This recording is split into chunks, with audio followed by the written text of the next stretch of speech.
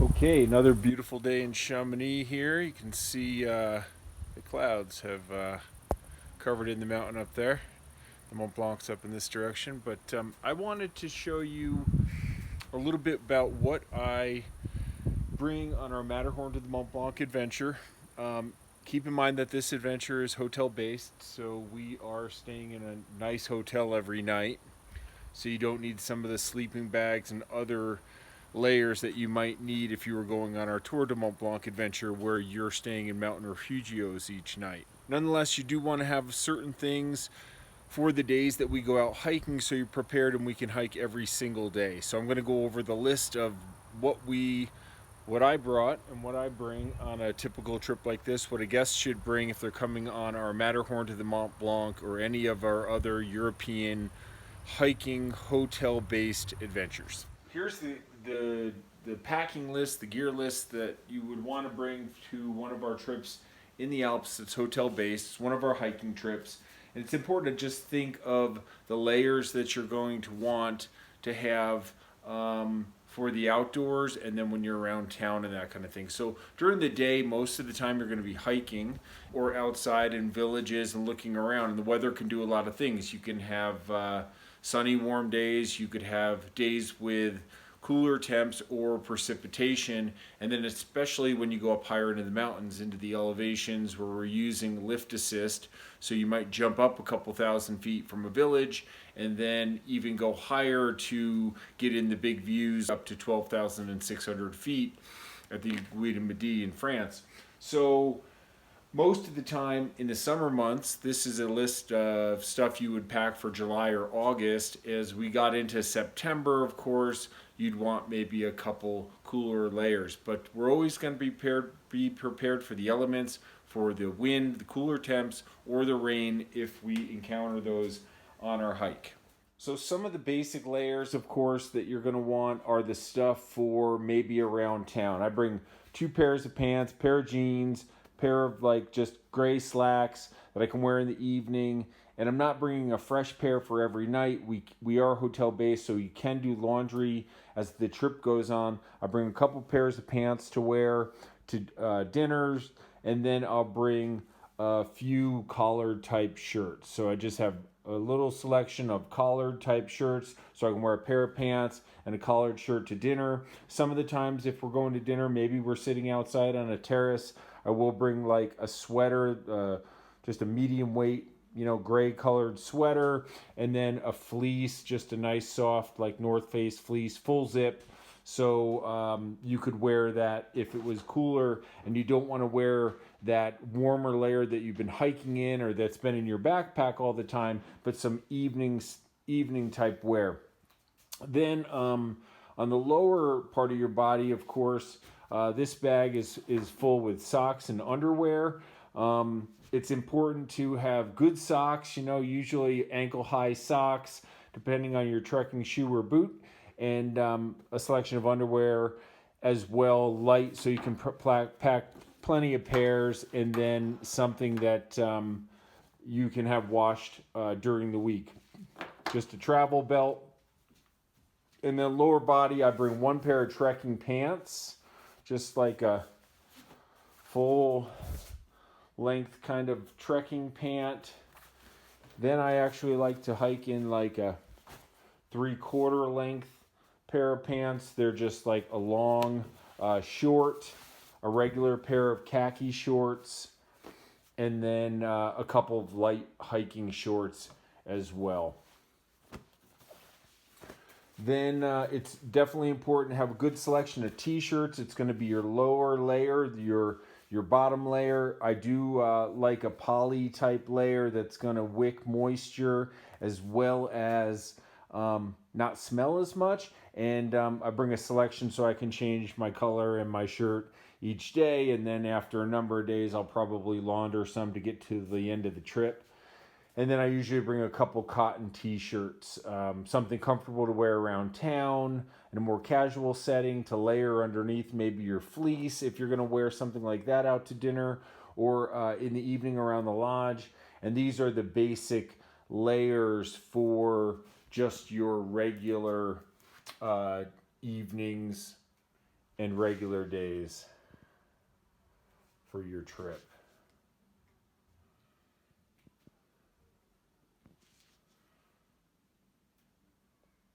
Okay, so next up is the layers that are really important. They're the layers that protect you from the elements, the layers that when you're out hiking during the day that are going to make a difference. What you wear around town, as long as you're comfortable, or in the lodges, a lot of variety there, as long as you have some things to wear out to dinners and casual evenings and in the lodges while we're down at the hotels each evening. But the ones that really make a difference are these layers that you're going to want to have in case we encounter precipitation, winds, cooler temperatures as we go up into the mountains. Okay, so the important layers are for surely a good shell jacket. This is a Gore-Tex North Face jacket with a hood. Always good to have a hood. And a pair of shell pants, just a full length. I like side zips on my pants so I can get them on and off with my shoes on. Full length, kind of shell type rain pants. So rain pants, wind pants, cool weather layer if you need it, and then a shell jacket as well. And then another good layer to have is just a puffy layer. Like this is kind of a light puffy with a hood on it as well. I'm a big advocate of hoods. I think they really are practical in the mountains when you're hiking. And these are two layers that can be worn together. So a puffy with the shell over top of it's going to be really warm. In August, it's not usually that cold, but we are in the Alps, we are in the mountains, we are going to elevation, so you definitely want to be prepared. I bring a light pair of fleece gloves. Didn't actually wear them this trip, but some of the guests on our trip I did notice wore gloves on a couple of days when we went up high.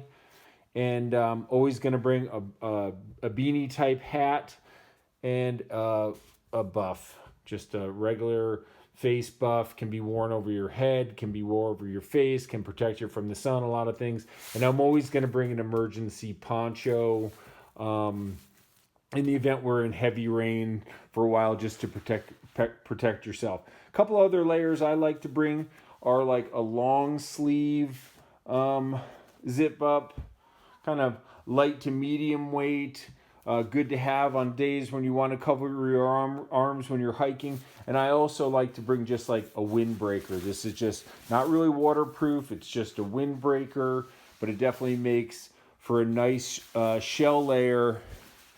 If it's a little cooler, and I wore a long sleeve and the windbreaker, it's a good combination, especially early mornings when we're first getting started. And then as it warms up during the day, you can take that off. Always going to have a good sun hat. I prefer a ball cap. Lots of varieties on big brim hats. And then sunglasses. So I like a good UV protecting sunglass. I use jewel bows with the sides just to really protect my eyes at altitude. And then, of course, a case to put my glasses in. As far as backpacks go, not needing such a huge backpack, 22-liter backpack, something that's light. This is a Black Diamond. This is an Osprey. That's two good options. It is nice to have the capability to put a few things in the top of your backpack. This one has a little pocket up here. Could also stuff a layer in here, and then you got the main compartment. The backpack has to be big enough to carry some water and also your maybe picnic lunch on certain days, and then some sunblock and a change of layers, but not too much. We're doing mostly just day hikes. Lighter is better with all of this stuff. Okay, a couple of the other miscellaneous things, of course, that are also very important are, for starters, we'll say footwear.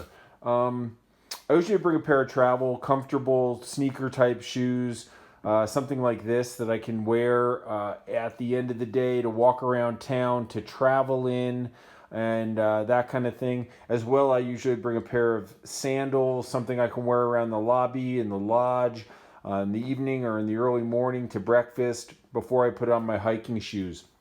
For the Alps, I like to go with a low top hiker. This is a North Face. It's got a Vibram sole on the bottom. It's got good tread, and I don't need the ankle support as much, mostly because my pack is super light, and the trails are usually in really good shape. And most of everywhere we go is a well-established hiking trail. Some of them, however, of course, have looser rocks or a little bit of maybe somewhat scrambling, but just a nice shoe with good tread on the bottom. I definitely would bring a pair of hiking shoes and a pair of casual shoes, so if these get wet or dirty or muddy or anything like that, you have something comfortable to change into for the evening to go to dinner and that kind of thing.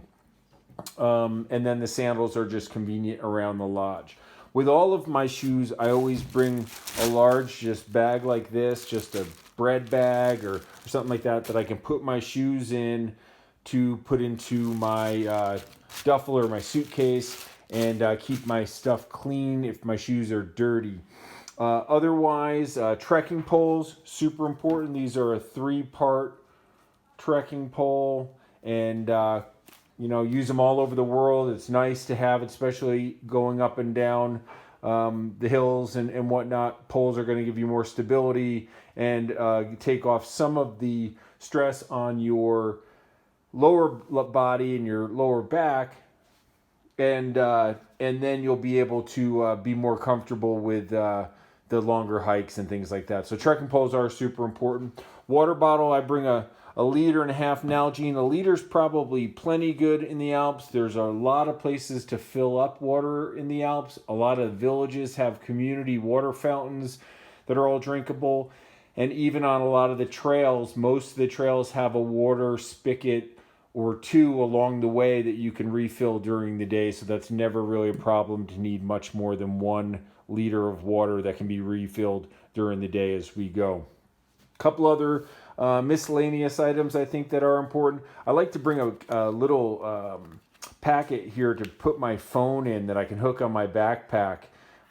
This one's made by Nite, Nite Ize, Nite is, I guess, and it's a really good one. It hooks right onto the strap of my backpack above my waist, and then I can put my phone in and have easy access to it for photos and video. Little hand sanitizer is always good wherever we travel, just because we do have picnic lunches and that kind of thing, and I usually bring a small Swiss type knife that's nice to have just with travel. I like my inReach satellite communicator, since we might be off the grid enough to where we lose cell phone reception. It is really good here in the Alps for sure, but this is a good emergency device, and I can also track our progress each day, record our elevations and our distances traveled, hiking times and things like that. I'm a fan of the Garmin inReach. And then since we are in Europe, an all-in-one travel adapter. This one will work anywhere in the world. It does have 2 USB ports here, but it does have combination for Europe, Africa, Nepal, wherever we travel to.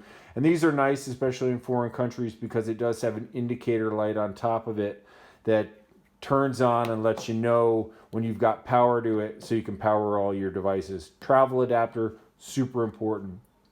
I bring a bit more of a first aid kit. A small Ziploc with some first aid materials are always good to have. Some Band-Aids, some blistering stuff, and that kind of thing. And then, of course, your own personal toiletry things. Toothbrush, any kind of creams or things that you need personally. I think a couple of the things that are important to people to bring regardless are some anti-inflammatories. I've got some Aleve here. In case you get sore knees or ankles or joints towards the end of the day on the longer hikes, and a toenail clipper. I think clipping the toenails when you're hiking is super important, keeping your toenails so they're not banging into the front of your shoes going downhill, and helps you be more comfortable as we go. Then I have this is all of my electronics and stuff. I do like this Manfrotto small tripod here. I brought a drone with me. I brought the GoPro Session and all my cables and cords and extra battery just in case. Didn't actually use it because we're in hotels each night, so it's very convenient.